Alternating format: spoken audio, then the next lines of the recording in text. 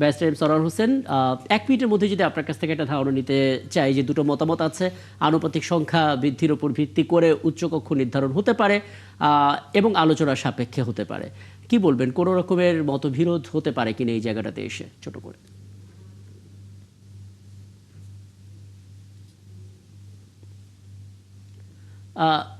একটু আনমিউট করে নিতে হবে। জি, উচ্চকক্ষের ধারণাটা হলো যে নিম্নকক্ষ যদি কখনো জনস্বার্থের বিপক্ষে আইন পাশ করে, যদি এইখানে যেমন অনেককে নিয়ন্ত্রণ করা যায় না, এরকম পরিস্থিতিতে দেশের বিভিন্ন ক্ষেত্রে যারা ডিস্টিংগুইশড নাগরিক, যারা জাতীয়ভাবে কন্ট্রিবিউট করেছে, জি, এদেরকে নিয়ে উচ্চকক্ষ গঠন করা হয় পৃথিবীর সব জায়গা। সেইখানে আনুপাতিক হারে দল সাজেশন দিতে পারে, কিন্তু এই দল সাজেশন দিয়ে দেয় যে এটা যদি রিহেবিলিটেশন সেন্টার হয়, তাহলে কিন্তু উচ্চকক্ষের যে মূল ধারণা, সেই ধারণা ব্যাহত হয়। আচ্ছা, তো এইটা তো আমার আমার জানা মতে বিএনপির এজেন্ডা, তাদের 31 দফায় উচ্চকক্ষের কথা বলা আছে। সো এই উচ্চকক্ষটা যে সত্যিকারে যদি গুণগত মান রক্ষা হয়, সেইটা সমস্ত রাজনৈতিক দলের প্রচেষ্টা চালাতে হবে। এইটা যেন আমি তোমাকে নমিনেশন দিতে পারি নাই অথবা এমপি হতে পারে নাই, সেইটার চেয়ে এটার গুণগত মান এমন হবে যারা সত্যিকারে জাতীয় স্বার্থ এবং দেশের স্বার্থ সবার আগে দেখবে। চমৎকার। যে বিএনপির স্লোগান সবার আগে বাংলাদেশ, যেটা ট্রাম্প এনেছিল আমেরিকা ফার্স্ট, জি, তো মেক আমরা আমেরিকা সেটাই গ্রেট দেখতে এগেইন। চাই, হ্যাঁ, অনেক অনেক, আমরা হ্যাঁ, এগিয়ে দেখতে চাই সবার আগে বাংলাদেশ। চমৎকার। আমি তো অধ্যাপক মেজবাহুল আজম সওদাগর সংক্ষেপে একটা মতামত নিব উচ্চকক্ষ নিয়ে। জি, জি, উচ্চকক্ষের এই যে সরার ভাই সুন্দর বললেন, উচ্চকক্ষের ধারণাটাই হচ্ছে এটা যে নিম্নকক্ষ যে কোনো সময় যেন একক সংখ্যাগরিষ্ঠের ভিত্তিতে হোক বা কোনো অন্য যে কোনো ভিত্তিতে হোক, যা তা যেন করতে না পারে, সেইটাকে উচ্চকক্ষ কন্ট্রোল করবে। সেটাকে উচ্চকক্ষ আর নিম্নকক্ষের মধ্যে পার্লামেন্টে একটা চেকস এন্ড ব্যালেন্স তৈরি হবে।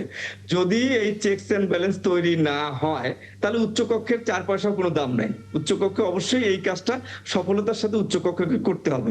এবং যেটা প্রধানমন্ত্রী তারেক রহমান আগেই যেটা ঘোষণা দিয়েছিলেন যে এইখানে দেশের লার্নেড লোকজনকে এখানে যুক্ত করা হবে। এইটার বিপরীতে এখন যদি এখানে ধরেন যে পলিটিশিয়ানদেরকে আনা হয়, একেবারে দলীয় লোকদেরকে আনা হয়, এটা যে করা হয়, তার উচ্চকক্ষ তার সেই যেটা আমরা এক্সপেক্ট করতেছি সেটা উচ্চকক্ষ দিয়ে আসলে সেটা হবে না। এটা জাস্ট একটা মানে ব্যয়বহুল একটা পার্লামেন্টের একটা বুঝতে একটা পারছি। অংশে পরিণত হবে। এটার পিছনে অর্থ ব্যয় হবে, কিন্তু আলটিমেটলি কোনো কাজ হবে না। সুতরাং দুটো জিনিস, একটা হচ্ছে এটা এটা যাতে নিম্নকক্ষের সাথে চেকস এন্ড ব্যালেন্স তৈরিতে এটা যেন ভূমিকা রাখতে পারে, এক। 2 নম্বর, এখানে যেন লার্নেড সোসাইটির যারা লার্নেড লোক, তারা যেন এখানে আসে, পলিটিশিয়ানরা এই যেন এখানে দুটো না আসে। পয়েন্টে আমি, যদিও রাজনৈতিক দলগুলো হ্যাঁ, তাদের পছন্দের ভিত্তিতে এখানে নাম দেবে, কিন্তু তারপরেও পলিটিশিয়ানরা না এসে এখানে সিভিল সোসাইটি, সাংবাদিক, শিক্ষক, এই জায়গা থেকে যে সমস্ত লার্নেড লোক কন্ট্রিবিউট করতে পারে, যারা দেশ নিয়ে চিন্তা ভাবনা একদম করে, একদম। তারা আমি যদি আমি এখানে স্থান। সবশেষ ফজলুদ্দিন বাবুল আপনার কাছে একেবারে সময় কম, ছোট করে একটু বলবেন, মানে বুঝতে পারলে যে দুটো গুরুত্বপূর্ণ বিষয় এখানে উঠে এসেছে। দলীয় স্বার্থে কাউকে উচ্চকক্ষে না বসিয়ে একেবারে লার্নের জাতীয় স্বার্থে সবার কথা বিবেচনায় নিয়ে বিএনপি আসলে সেই জায়গায় কতটা স্ট্রিক্ট থাকতে পারবে?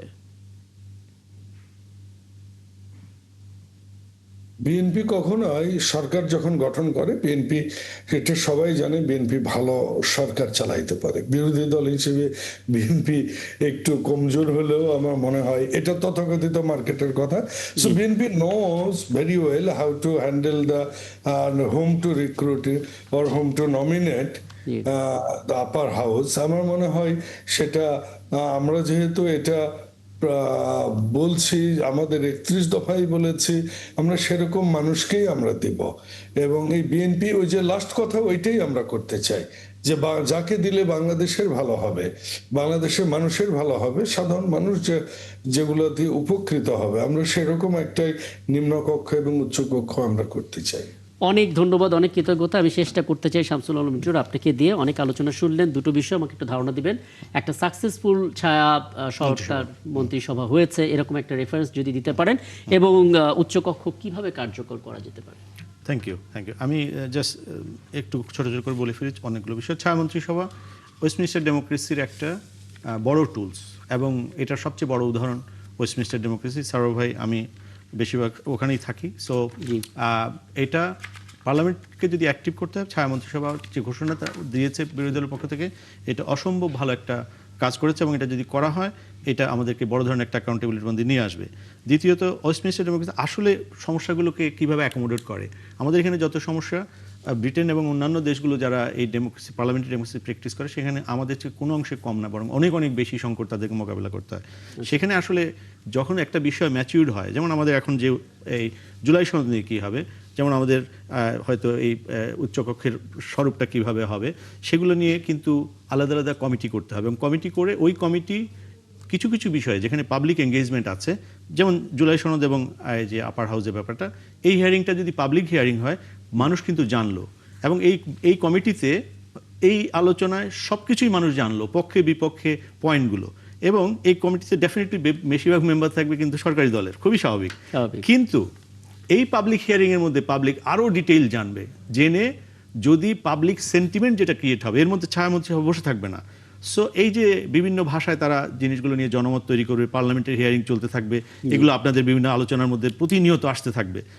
যদি সরকারি দল সংখ্যাগত মেজরিটি দিয়ে এটা পাশ করে জন আকাঙ্ক্ষার বিপরীতে, জনগণ ভোট দিয়ে দেওয়ার পর কিন্তু 4 কোটি 5 কোটি ভোট লোক যে সরকারি দলকে সমর্থন করেই যাবে তা কিন্তু না, একদম ওরা। আচ্ছা দেখুন, আসুন এরপরে সরকার যে সিদ্ধান্ত নেবে এটা যদি জনমতের বিপক্ষে হয়, সে কিন্তু পরের নির্বাচনের জন্য বসে থাকবে।